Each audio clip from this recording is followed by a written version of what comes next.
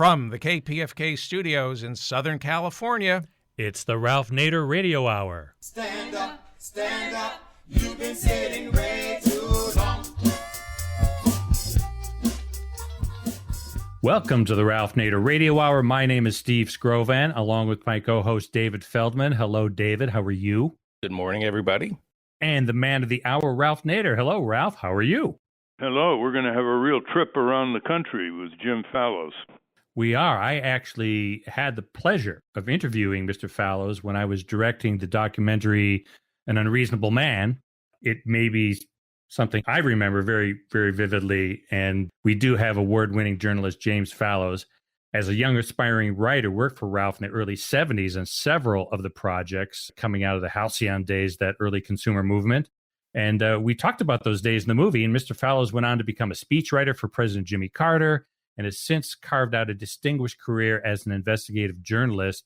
He has a new book out written with his wife, Deborah Fallows, entitled Our Towns, a 100,000-mile journey into the heart of America. And from what I understand, they came back with some good news. So we're looking forward to hearing about that. Also on the show, we were going to talk to a remarkable young man from Germany. His name is Felix Finkbeiner. And as a 9-year-old, yes, you heard me right, a 9-year-old, he started a movement across the world to plant millions of trees. He's 20 years old now, and his organization, Plant for the Planet, is on a mission to plant 1 trillion trees to help curb greenhouse gases in the environment. As always, we will anchor the show with the latest report from Russell Mokiver, our corporate crime reporter. And if we have time at the end, we'll crank out more answers to your listener questions. But first, let's meet our first guest, someone who goes way back with Ralph. David? James Fallows has been a national correspondent for The Atlantic magazine since the late 1970s. He also worked as President Jimmy Carter's chief speechwriter. A Nader's Raider, he wrote The Water Lords. Now, he and his wife, Deborah Fallows, are the authors of the New York Times bestseller, Our Towns, a 100,000-mile journey into the heart of America. And it's the basis of a forthcoming HBO documentary. Welcome to the Ralph Nader Radio Hour, James Fallows. It's a real pleasure to join you all and to talk with Ralph, with whom he was president when I first met Jimmy Carter back in the 1976 campaign. So we've been together for a while before that, too. Thank you very much, Jim. Well, you and Deborah have really pulled off a tour de force in more than one way. Flying your little single propeller plane, you have descended on many, many communities. And I might say that Deborah Fallows, to introduce her, holds a PhD in theoretical linguistics, the author of 2 previous books, has written for many publications. You both have 2 sons and 4 grandchildren. And I'm going to go through the list of cities and towns before I ask you how you picked them. And then we'll go through a few of them to give our serious listeners not only have an idea what you both discovered, but quite preeminently how they can reflect on what you discovered in terms of their own hometown, whether it's coming back or whether it's stagnant. And then I hope to talk a little bit about how you would apply your findings to my hometown in Winsted, Connecticut. Here are the towns, and you did it over a few years. Sioux Falls, South Dakota; Rapid City, South Dakota; Holland, Michigan; Burlington, Vermont; Eastport, Maine; Greenville, South Carolina; St. Mary's, Georgia; Columbus, Mississippi; Caddo Lake, Louisiana, Texas; Columbus, Ohio; Louisville, Kentucky; Allentown, Pennsylvania; Duluth, Minnesota; Pittsburgh, Pennsylvania, briefly; Charleston, West Virginia; Guymon, Oklahoma; Ajo, Arizona; San Bernardino, California; Riverside, California; your hometown, Redlands, California; Fresno, California; Winters, California; Bend, Oregon; Redmond and Prineville, Oregon; Chester, Montana; and then you took a detour to the American Prairie Reserve in Montana, which very few people know about. Then you flew down to Dodge City, Kansas; Garden City and Spearville, Kansas; and Erie, Pennsylvania. So here's my question. As you went down to these towns, and you visited them more than once, obviously, to get your story, how did you pick them? So it was a combination of intention and happenstance. And thanks very much, Ralph, for reading the book and for going through that list. That the beginning was 5 years ago when Deb and I had returned to the U.S. after living in China for a long time. We wanted to sort of go out into the texture of the country. I put an item on the Atlantic site where I've worked for a long time saying, tell me about your town, a smaller town that's not usually in the media, a town that's had some kind of problem, and explain why the story of your town is a significant one. And we got about 1,000 lengthy essays back. And we began just sort of feeling our way, looking to have some regional variation, some variation in what the underlying problem had been, economic or natural disaster, whatever, variation in size, variation in overall sort of economic level and race. And just over the course of the years, we just kept sort of filling in the blanks. We ended up not having a scientific survey by any means, but I feel as if it was representative of the scale of the country at this stage of history. And what's interesting is, as you flew into these towns, I mean, some people listening may say, well, the best way is really on the ground, to go to these towns. But you have some fascinating descriptions of what a town looks like at 1,500 feet, which is the height of the Empire State Building, or 2,500 feet, and how you see the transportation networks and how much greenery there is and how the town is laid out. So let's go to Eastport, Maine. And one thing I was impressed by what you wrote here is the way you started covering the town. Deborah would go to the public library, for example, and you would go to some other institution. Tell us about Eastport, Maine, and why did I pick it? Because I've always been fascinated by the Bay of Fundy, which you say has water surging in and out, greater in volume than all the freshwater rivers in the world, including the Amazon, and may be a great source of wave energy, renewable energy in the future. So we ended up in Eastport because, like you, I'd always been fascinated by the Bay of Fundy. Also, it's, for listeners who don't know, it's the very furthest point on the Maine coast as you head what they call down east, and is really northeast towards Canada. It's right on the bay across from Campobello Island, of course, famous from the Roosevelts. And it's one of many places we went that is easier to get to by tiny airplane than any other way, because it's like a 6-hour drive to Portland or Bangor, but was about a 1-hour flight to a tiny airport they have there. And this epitomized the sense of a small number of people, it's fewer than 2,000 people who live there, who are trying everything they possibly can to remake an economic role for the town, of having a deep water port, which is they have the deepest one on the East Coast, of having all these tidal generators out in the Bay of Fundy, of trying to recreate the tourist trade they had back at the Roosevelt era, of trying to rebuild the fisheries and have farmed salmon and all the rest. So you had a sense of people who are determined, this is a place that we want to survive. What is everything we can possibly do with the resources we have here in this unusual location to make it a viable place for our children? What amazed me about it is they're exporting, for example, live cows to various countries in the world.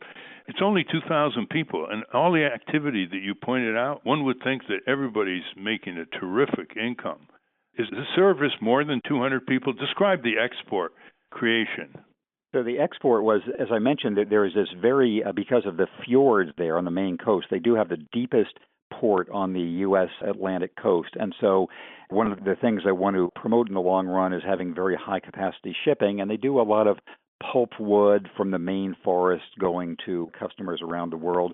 But for a long time, they had a business of shipping pregnant cattle to Turkey. And it's this really bizarre scheme where a company in Texas had figured out a way to impregnate cattle so that almost all the calves would be female. There were customers in Europe who needed to repopulate their herds after the mad cow disease a decade ago or so. And so Eastport was being the transshipment point. They wanted to ship the cattle when they were already pregnant so that when they gave birth to these calves, they'd be born in Europe. And they'd be natural born European cows for all the licensing reasons and all there. And it was a big business for Eastport. I say was because it was disrupted by the warfare in Syria. The main transshipment port for their cattle was to a place in Turkey. That was disrupted by the battles in Syria, and so it was a way in which chaos in one part of the world was disrupting this tiny town of 2,000 people, which was 10,000 miles away. And one thing that's interesting, when you landed in any of these towns, you and Deborah, you sort of parted and went to certain conventional institutions to find out what's going on. Can you describe that? The places we wrote about at any length in the book, we usually spend a total of 2 weeks in, usually in 2 one-week adventures. And the first day, Deb and I would go together to see the mayor, to see the librarian, to see the head of the school system, to see anybody else we'd happen to be in touch with, the newspaper editor, crucially, or the radio person. And we had 2 main questions for them for this first impulse. One was, what was the story of the town? What did people think was going well there? What the challenges were? What the ambitions were? The other thing we'd ask them is, who made the place run? And who should we be sure to talk with? And the answers there really varied. So in Charleston, West Virginia, it was a country singer. In Redlands, California, my hometown, as you mentioned, it included our mutual friend, the tech entrepreneur Jack Dangermond. In Bend, Oregon, it was another guy who was a developer. In Columbus, Mississippi, it was a high school teacher. So just getting an idea of who were the pillars of the Civic Foundation. I would usually then, from then on, talk with people involved in business and in technology and in downtown renovation. Deb would usually go to the schools and the libraries and language people and civic organizations, and we'd gather at the end of each day, usually saying, you can't believe what we've learned today. Well, that's the reader's reaction, too. I mean, you look at the media, even public radio, and they just don't get into these areas the way you did. What's fascinating is you have a little chapter called In the Air on page 140. This really amused me. To start talking with people, you say, well, you usually say, how do you do? Nice to meet you. How are you? And then you got to go to the second question. And you found a remarkable variation in the second questions. Can you give us some examples? Yes. My sister, who's an anthropologist, would be very interested in this. This was just really fascinating. So Deb, who, as you noted, is an academic linguist by training, she has a very highly attuned ear for the way people talk in different places. And we first really paid attention to this in Greenville, South Carolina, which is a place we liked a lot. But we noticed that, for example, in D.C., as you well know, Ralph, when you meet somebody, the question is some version of, what do you do and how important are you? That's essentially what the question is in D.C. That is so true. That is true. And it's, one of the depressing things about Washington life. And in New York, it's always some variant of how much money do you have. But in Greenville, the way this question was posed was, what church do you go to? And this was, can sort of take you aback if that's not your normal frame of reference. But it meant in Greenville, it was a way of putting you in sort of the social topography of Greenville. And so Deb started making a catalog of what that second question was. That, for example, in St. Louis, Missouri, we asked people, it was always and invariably, what high school did you go to? Just because that is the way you can most efficiently map somebody. And then in places like Denver and Atlanta and Seattle, it often is, where are you from? Because these are places where lots of professionals have moved to. And in San Francisco, it's a version of like, what are you working on in the tech business? And we were told in Wyoming, any listeners in Wyoming confirm whether we were just being trolled or not. They said, the question is, have you got your elk yet? That is, you're allowed to get one elk per season. So have you got yours yet? In Los Angeles, not surprising, it's how'd you get here? Yes. And I took the 10 to the 405. Or in San Francisco, what will we be eating? Or what smells great? Or what did you bring? Yes, and in other parts of the country, like in Duluth where we were, it's what do you do in terms of what is your sporting interest? And also other parts of Minnesota, what lake do you go to? Everybody has their own ancestral lake. So this was a great, as Deb was pointing out, it's the sort of eternal human impulse to understand the other person, to have some category that you can map the other person on. Oh, and one more, in New Orleans, it's essentially, how's your mama and them? Or who's your mama? The idea being making the family connections. That who's your daddy is usually visible by your last name, but who's your mama and who's your mama and them is And in Redlands, your hometown, it's do you have a citrus tree? Because a lot of people grow oranges. Indeed. You're flying around the country in this little plane, and you obviously encountered pretty bad weather, and you say that air traffic controllers were your heroes, naturally. But near the end of another section called In the Air, you say the following, quote, "It seems like every time we fly through the chatty summer skies along the East Coast corridor, there is some new and surprising announcement." And then you describe that the air traffic controllers will say, crop dusters in the vicinity, birds reported in the area. As you say, this is dangerous. You don't want one to hit your propeller, wing, or worst of all, windshield. Jumpers, meaning parachute jumpers. The traffic controllers are warning you about gliders, a motor glider, drones now, and unmanned rocket launch, which made you say, what? Geez Louise. So I'm going over this. We're talking, by the way, with Jim Fallows, who, with Deborah Fallows, is the author of the best-selling book, Our Towns, a 100,000-mile journey into the heart of America. I went through these because, part of the adventure here was just getting there, on and on, back and forth. So let's go to Pittsburgh, Pennsylvania. The biggest city that you visited was Columbus, Ohio. So most of these are small towns. But one of them is Pittsburgh, Pennsylvania, which has lost over half its residents with the decline of the steel industry and so on. I was curious as to why you spent so little time writing about Pittsburgh, because it's just about 3-4 pages, before you went on to Charleston, West Virginia. Well, that's a perceptive question, Ralph, almost as if you had overseen my writing in the past, as you have done.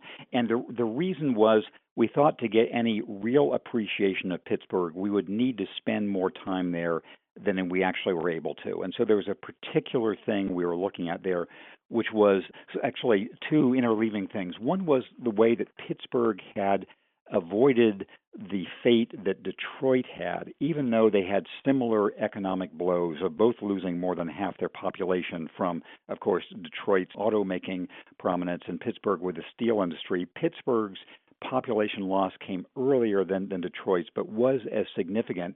And it was interesting to us the reasons they had come back. Partly it was having these very strong universities with Carnegie Mellon and Pitt that have become new technology centers, but also the really important role of locally conscious philanthropies.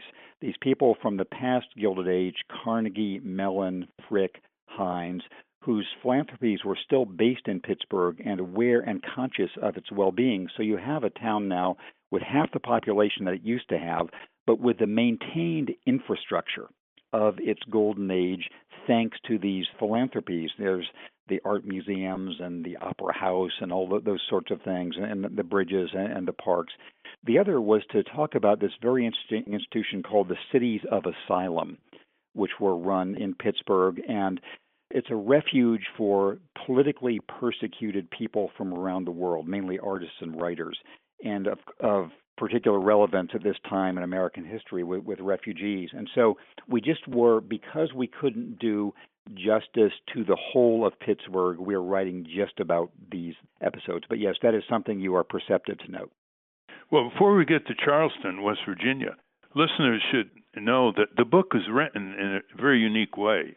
Part of it is written by Jim Fallows and part of it by Deborah Fallows for each stop, each town, each city. And you can tell which part Jim wrote because there's a little sketch of an airplane. And then you can tell which part Deborah wrote because it's a quill pen. One step before my Underwood typewriter, by the way, Jim. All right, let's go to Charleston, West Virginia, because this is not normally covered the way you cover it. So tell us about that town. Well, so the standard narrative of Charleston is familiar and true, which is, of course, the coal mining industry has been declining for a century. People don't generally realize this. The peak employment in U.S. coal mining was around 1918. It was during World War I. There's been a long decline ever since then. People have left. People who've stayed have been sort of harder and harder pressed. So there's been that challenge for Charleston.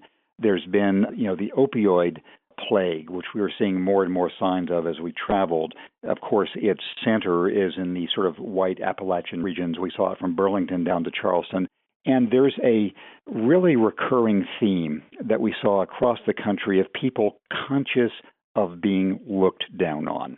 Being looked down on as hillbillies in Appalachia, being looked down on in Mississippi just in general, looked down in the flyover states, looked down in the Central Valley of California, and the ways that different parts of the country worked with that perception.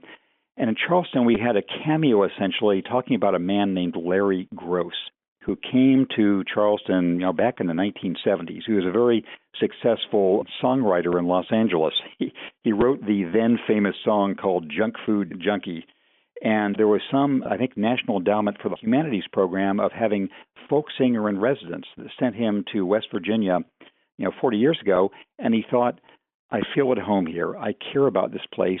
And he's built a sort of cultural renaissance in West Virginia with a successful NPR program called Mountain Stage that broadcasts nationally from West Virginia, and just trying to be the cultural core of being proud of. And he had a long riff to us of, here's what being a hillbilly means to me. It means no BS, and it means you can trust me, and it means I am smart, but I don't tell you I'm smart, and all the rest. And that's why we featured him in our little short description of Charleston. Well, one thing that people don't know about coal country is that from 1890 to 1990, at least 400,000 or more coal miners died for their companies, not just in terms of coal mine shaft collapses and accidents, but black lung disease. And we had a sense of that when we were working on the coal miners' pneumoconiosis compensation laws and the coal mine safety laws. And it's a remarkable switch of perception when the President of the United States can say again and again, clean, beautiful coal. At the end of your section on Charleston, you have somebody saying, quote, coal is dying, but it's like a dangerous animal that's dying. It's going to thrash, end quote, which is certainly coming to reality in the kind of preference that Donald Trump is giving to coal, oil, gas over renewables such as solar, passive solar, solar thermal, solar voltaic, and wind power. All right, now let's go to your hometown, Redlands, California. Many of these towns, by the way, Jim, I've been at in my campaigning in 50 states, so there's a lot of reminiscences that are provoked by your writings. But Redlands, California is a real unique situation. And by the way, if you put out another edition of the book, I have one suggestion, that you put the population of the town right on the first page so people can get the context, because nobody would have known that Eastport was as small as it was with all the activity, that you talked about. So let's go to Redlands, yes, California. That is a good suggestion, and we will do it. Okay, yes, Redlands. So Redlands is a smallish town. When I grew up there in the 50s and 60s, it was the high 20,000s. It now is probably 70,000 or so. It had historically had several sources of existence. One was the orange growing industry. And even when I was a kid, that was still the dominant industry in town. My first jobs were picking oranges with these Mexican bracero labor crews and running smudge pots to keep the orange groves from freezing. That was one reason for its existence. A second was people with tuberculosis, or as they called it, consumption, going there from the East Coast for the better climate. And so you had, those were two sources of population. A third was sort of grapes of wrath types of people. During the Dust Bowl era through the Depression and after World War II, lots of families moved from the South, from the Midwest to the better life of interior California. Then number four was all the people who had come north from Mexico, starting after the Mexican Revolution in 1910. And those were the ingredients of the town. My parents, who grew up in sort of blue-collar Philadelphia, they went there because the Navy sent my dad to San Diego during the Korean War, and he thought, this is for me. So they moved their family to Redlands in the early 1950s, and I was just a little toddler. So, and your dad was a doctor. Yes, he became a small-town doctor. And he made house calls every night of my childhood. It was a whole different era in medicine, a beloved sort of small-town figure there. And what's transformed the town now is this technology company called ESRI, founded by Jack Dangermond, whose family I knew all the time when I was growing up. And he and his wife Laura were both from Redlands. And they decided when forming this country, which now has tens of thousands of employees around the world, would they locate it in Cambridge, Mass., where Jack was then in graduate school? Would they locate it in Palo Alto, where all the venture capital money was coming from? Or would they put it in Redlands, where they were from and felt they belonged? And by placing the company there, it's had this transforming effect of bringing in thousands of engineers from around the world and giving the town an entirely new character. It really is amazing to watch. In fact, the labor practice of this company I've never seen before. They can work as long as they want, a week. Let's say they need money to pay for the mortgage, so they just work 70 hours or whatever. And it's all a matter of honor on the honor system. But what they produce and what they pioneered in, the geographic information systems, GIS, touch everybody in the world now. So why don't you describe that? So everybody who now uses a computer is familiar with Google Earth or mapping systems or whatever. The GIS system, Geographic Information Systems, pioneered by Esri, is like the high-test professional version of that. For example, it has uses like UPS does its routing for each day's deliveries using this system to try to solve the problem of what's the most efficient way to go through 100 stops on a route. I think almost every city government in the world, we're talking about throughout Africa and Eastern Europe and in China and in India, uses their software to lay out sewage lines or water lines or figure out where they need to have firefighters or figure out where crime is concentrating. And the analytics that they provide is now being used by lots of city governments.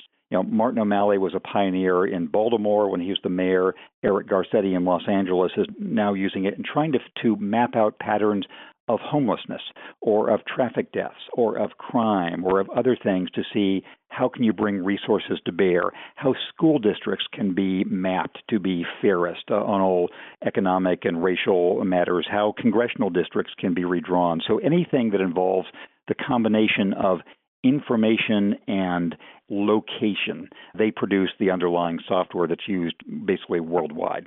I met Jack Dangermond in Japan. A few years later, he called up and he said, well, we're not getting enough GIS applications to citizen group activities, citizen advocates. And so we worked with them on various applications. So just for the civil society, there's a great potential here in GIS. And I suggested to him, he's one of the great listeners of all time. It's just amazing to watch him absorb information. And I suggested that he have a GIS day at high schools years ago. And before we knew it, he had GIS Day in the fall, and he provided them online with all kinds of tools to make it happen. And that's spread around the world now. So this is a real example. And they're very active locally, Jack and Laura. They're going to bequeath their Orange Grove Ranch to the town. They've been the greatest philanthropists in the town. And as you say, they knew where they were coming from, and they stayed. And the impact is truly extraordinary. Well, let's go to Bend, Oregon. I was at Bend, Oregon once after 10 stops to fire up the students all around Oregon State, University of Oregon, community colleges to form the Oregon Student Public Interest Research Group. And I ended up before a large auditorium full of students and faculty and citizenry. Bend, Oregon, went through the fog to get there on the road at 11 o'clock at night. And so when I saw that you selected Bend, Oregon, I was full of memories. So what's your take on Bend, Oregon? So the central drama of Central Oregon is that it's, as people who have been there know, but people who haven't visited may not know, there's all the difference in the world between coastal Washington and Oregon, that is Seattle, Portland, et cetera, and the interior, the other side of those states on the other side of the Cascade Mountains, because the weather is different. It's wet on the coast, it's dry on the interior, and the economy is very different. And as recently as about 20 years ago, the economy of Central Oregon was essentially 100% logging. There were all these national forests around there, which starting at the end of World War II, there had been very, very aggressive logging of. And you and I, Ralph, have gone into USDA policies on national forests long ago, but there was about a generation's worth of very aggressive logging of the national forest that made, in particular, Central Oregon the source of timber used around the world, in Japan, across the U.S. And then, starting probably in the early 90s, one factor after another meant this industry was going away. Some of the logging industry there blame it all on environmental regulations. Other people just say the rate of exploitation was too great. And so starting 25 years ago, the worst unemployment in the entire country, more than Detroit, more than in Youngstown, more than any place else you want, was in Central Oregon, was in Bend and Prineville and Redmond, because essentially everybody's livelihood disappeared at the same time. The loggers, people working in the sawmills, the people running the companies. And so what this part of the country has tried to figure out is what is the future for itself. And Bend has been a sort of pioneer in trying to think of ways to use their location, which is very attractive, and the medical industry, which was already there, as sort of dominoes that could reinforce each other in a positive way, and working with a very innovative community college, the Central Oregon Community College, to attract talent, to train local people. And so now they have a very strong economy, which is medical tech, dispersed tech. They have a fair amount of tourism now as they've made themselves attractive. And so Bend is seen as a hip place now, and Prineville and Redmond are trying to find their way up too. And I might add that the situation in Bend has helped because of the huge spiral in housing prices in Oregon and Washington State. You have a chapter called What We Saw and What We Learned. And listeners, I hope you read that very, very carefully. We don't have time to go into it in great detail, but you talk about what gets things going, and you say the first unpredictable element is the national shock that galvanizes effort. And you cite William James's 1910 essay, The Moral Equivalent of War. And Sputnik, for example, helped launch a lot of technology efforts in the U.S. And you talk about the jolting preconditions that get people working. And then you quote Philip Zelikow, a professor at the University of Virginia, who told you when you started out on these travels, quote, "In scores of ways, Americans are figuring out how to take advantage of the opportunities of this era, often through bypassing or ignoring the dismal national conversation. There are a lot more positive narratives out there, but they're lonely and disconnected. It would make a difference to join them together as a chorus that has a melody," end quote. And you don't spend much time on the national scene, and that may be a sequel, because more than ever, the national scene is preconditioning and determining the limitations of what local initiatives and energy can develop. And this brings me to my hometown in Winsted, Connecticut. It's about 11,000 people. In 1900, it had 100 factories and fabrication shops. Now it's down to single digits, all kinds of empty factories, textile factories, and factories that used to produce silk products and pins and electrical products and the famous Gilbert clock that was sold all over the world. They're all gone now. And our family was active and was responsible for establishing a community college there, which is one of the highest rated community colleges now in the country. My sister helped set up the Winsted Health Center when the 100-year-old hospital closed down. We have a community lawyer there for the last 29 years, and we've mobilized volunteers to build a playscape and things like that. And yet, Jim, it is one of the most discouraging local community scenes I've ever seen. And so I just want to go through your 10 signs of civic success, which you found in your travels, and see how you can help out our small town. It also, by the way, has the only law museum in the world, which we started, the Yes. American Museum of Tort Law, one of our great liberation rights, the right of wrongfully injured people to have a trial in court by jury.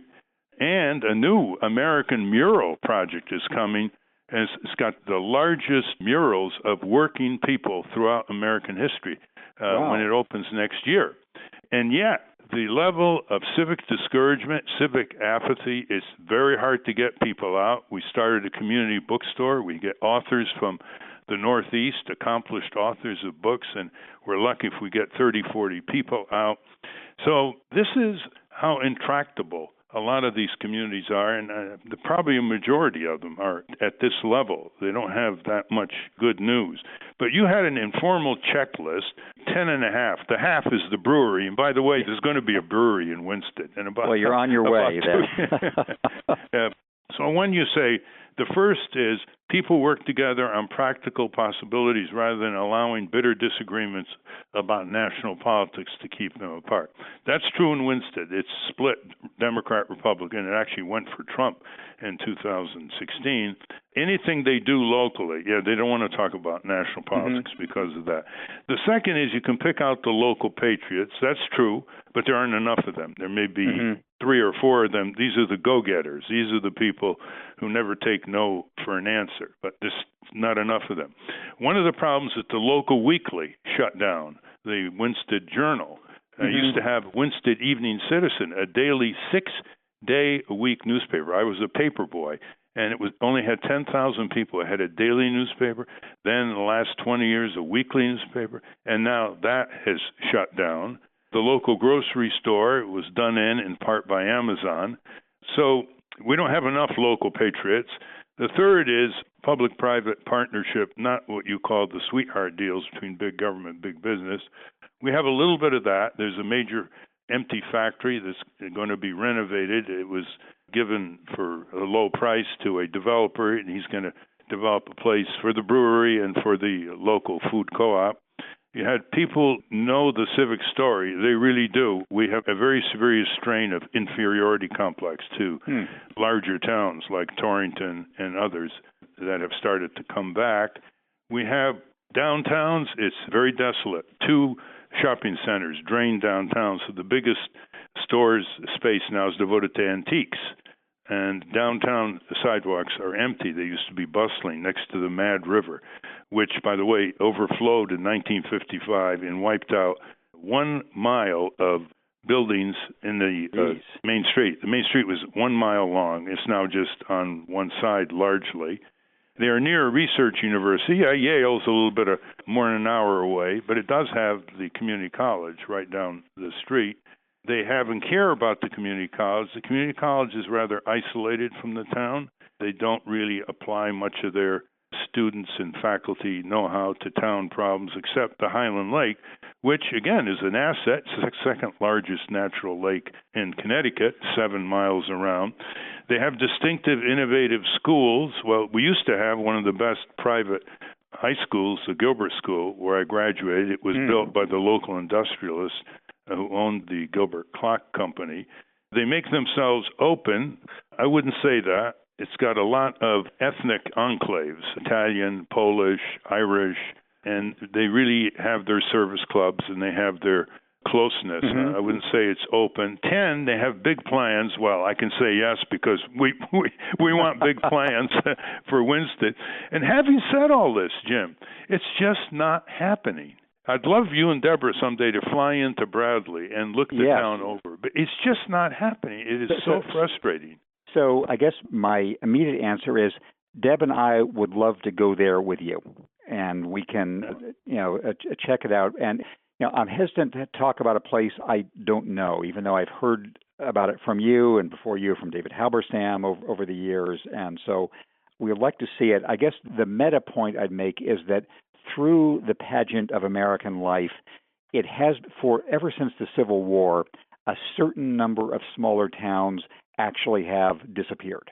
It's not all smaller towns can make it. And I don't know which side of that divide Winsted is on, but there are so many places like this that have looked at their assets and had an acute sense of what do we have to work with here and what exactly can be true to us and a way ahead, that they've found ways. Holland, Michigan was about the same size when they found some ways to reposition themselves. So my main answer is Deb and I would like to go there with you and see it and think about it.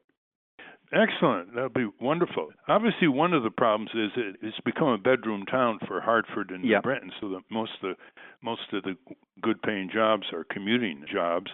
And second, it is a town meeting form of government. You can't have it better. It's the town meeting goes to referendum. The people are the legislature. Very few people show up for the town meetings. Very few people show up to votes. Well, we're running out of time, but in your book you say this is an ongoing project, this book.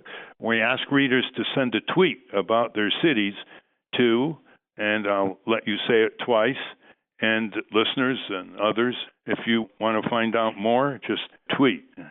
The tweet hashtag, I think it's, the story of my town, I believe, is that the story of my town. But also, I will give out my email address right here, which is just jfallows@gmail. My first initial last name, JFALLOWS @gmail.com. We've already received a couple of hundred responses from people saying, yes, here is why this town in Indiana, this town in Kentucky, this town in Nevada is worth a repeat visit. So Deb and I really are committed for the foreseeable future to extending these connections, learning more, going to places like Winsted, because the big political view here is we have a terrible situation nationally, and we're arguing there's a lot of renewal potential locally. And the struggle between those two things is what the future of our country depends on, in our view. I couldn't agree more. I mean, my latest paperback's called Breaking Through Power, It's Easier Than We Think. When you see these things cropping up that so improve communities, it really isn't that large number of people that made it happen. Often it's far less than 1% of the people, sometimes a half a dozen people.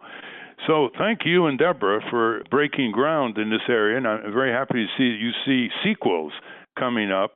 And the book is Our Towns, a 100,000-mile journey, and they're not kidding, into the heart of America by James Fallows and Deborah Fallows. Thank you very much, Jim. And before we leave, I just want to give a chance for Steve or David to make a comment or a question. Jim, my question is, if you had to sum it all up, what is the big takeaway from this 100,000-mile journey? The big takeaway is that at a terrible time for the nation, city by city and region by region, Americans are inventing a new future. And if more people were aware of that, the chance of its success would go up. Well said, because so much of the news is on things that are bad, frivolous, crazy, outrageous, and not enough on the reverse of that. And we need a culture where the best is first and the worst is last instead of the reverse. Thank you very much, Jim Fallows. Obviously, this is to be continued. And thank Deborah also for her work. I'll do so. Ralph, thanks for giving us this time, and thanks for your example over the decades to the world and to us. You're very kind. Thanks, Jim.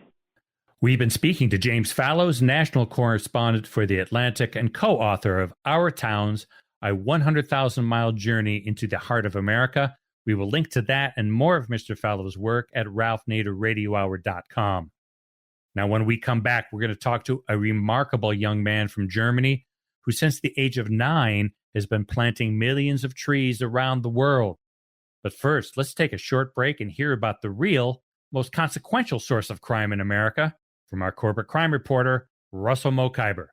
Back after this. From the National Press Building in Washington, D.C., this is your Corporate Crime Reporter Morning Minute for Friday, June 22, 2018. I'm Russell Mokhiber. A potentially deadly brain-eating amoeba has been found again in Terrebonne Parish, Louisiana. Independent testing returned positive results for the amoeba, which causes fatal brain swelling and tissue destruction in the community of Pointe-aux-Champs. That's according to WWL-TV. This marks the third time the amoeba has been detected in the water since 2015. Last June, Terrebonne Parish's water system tested positive for the amoeba in Isle de Jean-Charles, where it had also been found 3 years ago. It impacts all fresh water sources ranging from drinking water to pool water to water used for showers. Normally, we see this amoeba in surface water when people go swimming and they get it way up in their sinuses and they'll get an infection, said Jimmy Guidry, the Louisiana Department of Health's medical director. They'll start getting symptoms that are similar to meningitis. For the Corporate Crime Reporter, I'm Russell Mokhiber.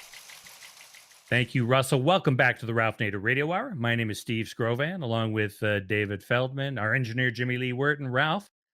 According to National Geographic, our next guest has done more than any other activist to recruit youth to the climate change movement? David? When Felix Finkbeiner was a 9-year-old fourth grader living near Munich, Germany, he did a school report about trees and climate change. In doing that report, he came to the conclusion that if kids could plant 1 million trees in every country in the world, that would go a long way toward combating greenhouse gases. 4 years later, this remarkable young man was addressing the United Nations General Assembly. What started with a lonely crabapple tree he planted on his school's grounds has led to a worldwide movement and an organization called Plant for the Planet. Felix is now 20 years old and a student at the University of London School of Oriental and African Studies. Welcome to the Ralph Nader Radio Hour, Felix Finkbeiner. Thank you. Glad to be here. Indeed, welcome, Felix. You've traveled all over the world, but you started out as a 9-year-old, and that is the most significant piece of information that I want you to talk about in addition to the tree project that you have. We live in a culture where the elderly are disrespected more than any other generation in history. There is ageism, there's discrimination. On the other hand, young people, preteen and even younger, when they take a stand, they get considerable press and attention. Just a few days ago, an 11-year-old youngster in Ireland, she took a stand against the contamination of oceans and led hundreds of people in a march for the ocean and got publicity around the world. And what I want to ask you is this: how, given your experience here, how can 9, 10, 11-year-olds who have moral authority and no axe to grind can become a real force on many issues, not just tree planting, in a way that would challenge, if not shame, their elders into action? I totally agree with your assessment. We certainly also profited a lot from that. I mean, public awareness and press attention we got at the very early part of our project of Plant for the Planet. When we set out, we were just a couple of kids that said we were going to plant a few trees, and planted the first tree at our school. And even then, we already had the first 2 journalists reporting about it. And Plant for the Planet turned into a little competition in that first year with 50,000 trees planted. And after we achieved those 50,000 trees 1 year into Plant for the Planet, we had our first press conference. And at just that moment, we had 500 media reactions all across Germany. So it was thanks to that large level of media reaction that we were able to expand so quickly and get so many children youth all over Germany, and then soon after also internationally involved in planting trees. Children youth certainly have that level of moral authority. And I think the reason why our work is taken seriously is because the reason we are involved in this is because we are the ones who are most directly affected by the climate crisis and by these problems that we are trying to tackle through tree planting. Now, you've had huge goals here. You've already been involved in a worldwide effort, which you sparked, to plant billions of trees. You're going for 1 trillion trees planted. The Earth, according to an article published in Nature magazine in 2015, has 3 trillion trees already in the soil, which is, by the way, less than half of the number of trees that are estimated to have been on the planet Earth 12,000 years ago. Tell us what your goals are and how you're getting even billionaires to supply money. Who are your emissaries besides young kids who you have organized into tens of thousands of volunteers here to plant trees? Tell us how this is being funded, how you're getting support from governments around the world, from the Prince of Monaco and others. Give us an idea on how you pulled this off when you were 10, 11, 12, 13. You spoke to the UN General Assembly at age 13. This is an important social dynamic that should be studied in schools all over the world. So give us a description of how you built it up and how it wasn't just you and it was many others, and you gave a lot of credit to these many other people. Sure. Let's talk about the goals first and then how we implement them. Plant for the Planet originally started with that school presentation and then the original goal of planting 1 million trees in each country of the world. And obviously, when we did announce that goal at that first presentation I gave in my class, that was already an absurdly crazy goal, because At the time, I don't think I knew how many countries existed in the world or even what a million was. But we set off, and after the first year, we had planted the first 50,000 trees. Then after the first 3 years, we had planted the first million trees. And soon after, we also achieved this goal of the 1 million trees in a couple of other countries. So we started asking ourselves, what is the next step? Where do we go from here? What could our next goal be? And in that process, we had a few big questions like, how many trees even exist in the world? And how many additional trees could we plant? And we asked a lot of scientists, and we soon found out that none of them had an answer because nobody to that point had tried to figure out how many trees existed in the world. So we then found a team of 3 scientists at Yale University, and they were willing to help us. So they started a 3-year research project to answer these questions. And the result of this was exactly the study you just cited. They concluded that 3 trillion trees exist in the world. And it's been one of the most cited studies in the popular media ever in history, actually, because this was just such an important piece of information.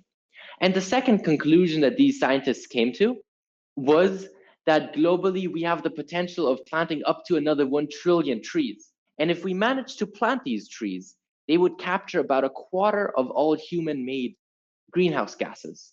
So they wouldn't solve the climate crisis, but they would be a sort of time joker.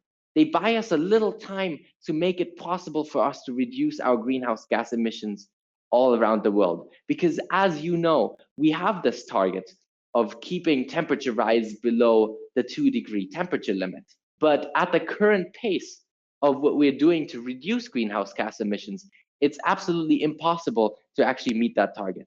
So we need to plant trees as much as possible and as aggressively as possible to meet that target.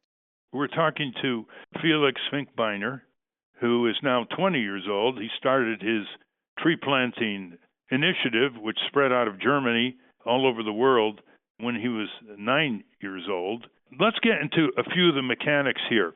How do you define a tree in distinction to bushes or what have you? What kind of trees are being planted around the world? Where are they being planted, and who's planting them? So what is a tree? There's a very simple scientific definition for that. A tree is any plant that has 10 centimeters of diameter of the stem at breast height. And these trees of Plant for the Planet are impartially planted by our young ambassadors, so children and youth that are part of our organization. But there's also companies, governments, organizations that believe in our vision of the trillion trees and report the trees they're planting around the world as part of our global mission. And these add up to those 15 billion trees. And these trees have been planted all over the world. We have received these tree reports from 189 countries. And of course, we focus on planting local trees. So there's not one type or a certain set of trees we plant, but always local species and a vast diversity of different trees wherever we plant them. Give some examples. Well, I'm sure we have thousands of different species that have been planted as part of the project everywhere. Our first tree was an apple tree, and my most recent tree also happens to be an apple tree that I planted 2 days ago, but we do plant all types. Do you prefer fruit-bearing trees? No, that just happens to be what happened, but I do love apples. And where are they planted, and who does the counting? Part of these trees are planted by our network around the world, and then we also have our own model tree planting project, which is in Campeche on the Yucatan Peninsula in Mexico. And in that project, we have 100 employees that are in the process of converting a destroyed forest reviving it into a new forest. And we plant trees there at a rate of 6,000 trees a day. So that's about 2 million trees a year. And as part of that project, we obviously have very robust scientific monitoring. We have 2 members of our team there in Campeche who do statistical analysis and analyze these trees, measure these trees. And then we have a team of scientists at a European university at ETH in Zurich that use that data to monitor the effectiveness of the tree planting project. What is the loss rate of trees on the earth in terms of being unable to survive? What's the loss rate? Currently, of these 3 trillion trees, we lose about 10 billion trees a year. Or to be more precise, about 15 billion trees are cut down every year, and about 5 billion are replanted. So an annual net loss of 10 billion trees. When's your target date for a trillion trees being planted? We don't have a precise target date, but we have set ourselves a target of collecting pledges from governments, companies, organizations all around the world that add up to these trillion trees in the next 3 years. So that's our very ambitious target, but then it will certainly take about 2 or 3 decades for the full planting of these trees. And what's the best website for people who want to participate? Youngsters, parents who want 10-year-olds to be part of a global effort instead of being addicted to text messaging their friends every hour on trivial matters. The best thing any young person can do is join one of our Plant for the Planet academies. These are one-day workshops at which 10 to 14-year-olds learn about what the climate crisis is, what global economic injustice is, and of course, why it's so important to plant trees. And then they learn how they can organize their own tree planting events, give presentations themselves to spread our message, and so on. And so very slowly, the website? The website is plantfortheplanet.org, or just Google Plant for the Planet. And adults can support us very easily by donating so that we can plant trees. We can plant 1 tree for every euro of donation we receive. So just a bit more than $1. And are you working in the Amazon at all? We have quite a few activities in Latin America and especially in Brazil, some related to the Amazon region. But we mainly focus on reforestation, so tree planting, and less so on forest protection. Well, listen, we're out of time, but we'd like to continue this. I'm going to talk to the people at Esri in Redlands, California. You've been there, and you've also been invited to an event by the Prince of Monaco, and you're all over the place. So we want to get more publicity here. Have you been written up in any major newspapers, or have you been on public radio or public television in the United States? There was a CNN report a few years back about our work, but other than that, our media footprint in the US isn't that large, no. Well, you make sure you use us, Felix. We'll try to help you do that, so don't hesitate to call us. And thank you very much for coming on our program. Thank you. Thank you for inviting me. We've been speaking to, if I may use the expression, wunderkind, Felix Finkbeiner, founder of Plant for the Planet. We will link to Felix's remarkable work and story at ralphnaderradiohour.com. For those of you listening on the radio, that's our show for you podcast listeners. Stay tuned for some bonus material we call The Wrap-Up. Thank you, Ralph. Thank you, Jimmy, Steve, David, and to our listeners, please try to get your local radio station to carry this program. Hi, this is Jimmy Leewert, producer of the Ralph Nader Radio Hour. Welcome to The Wrap-Up. We got to spend a little extra time with Felix Finkbeiner, who told us, among other things, how chocolate is helping tree planting. And where are you getting your funds from, in addition to volunteer effort? Where are you getting many of your funds from? Is the timber industry, the lumber industry helping out? No, we don't work with them. Actually, one of the main sources of funding we have is a chocolate product in Germany. This started out about 6 years ago when we wanted to start a project with the chocolate industry, but not a single one of these companies wanted to support us. So we decided to develop our own chocolate brand, and it's called the Change Chocolate. It has now actually become the most sold fair trade chocolate in Germany. And of course, it's carbon neutral.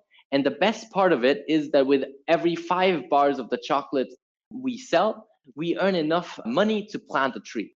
So this chocolate is actually one of our main sources of income and the main sources of funding for our tree planting projects, like the one I told you about in Mexico. Well, our listeners are very serious, committed people all over the country, and many of them are parents. And if there are parents of children from age 8, 9, 10, 11, 12, you might want to have them, listeners, listen to Felix and his tremendous accomplishments starting at age 9 on the podcast that they can download anytime. And then connect them with this website, Plant for the Planet. And it's very easy to access, and I'm sure there's activity in every place around the country and around the world where your children can connect to and expand this effort.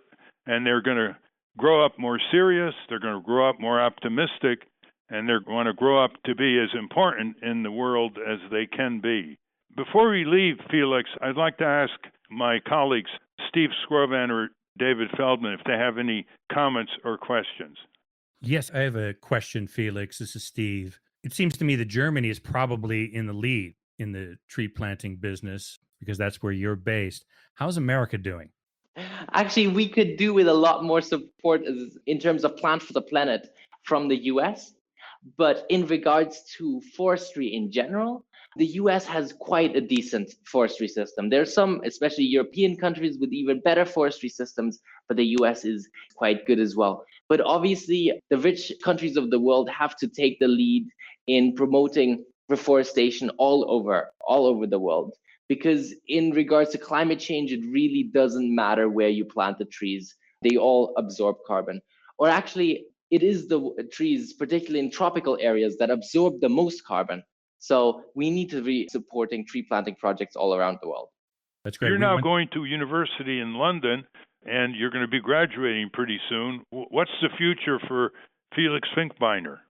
I am probably going to continue my studies in Switzerland, starting this September. But obviously, that's just part-time. At the same time, I always focus on Plant for the Planet and expanding that initiative to get more and more children involved all around the world in planting trees, and more importantly, in challenging governments and companies to do more, to protect forests, to plant trees, and to fight the climate crisis. Well, you became a celebrity when you were 9 years old, and it didn't go to your head. As my parents used to tell us, when you get very well known, make sure that it doesn't go to your head. And you made it go all over the world to plant more and more trees. And is there a book coming out describing what you're doing, or a DVD? We do not have we did write a few books about the work we do and about our goals, but there's no book about me.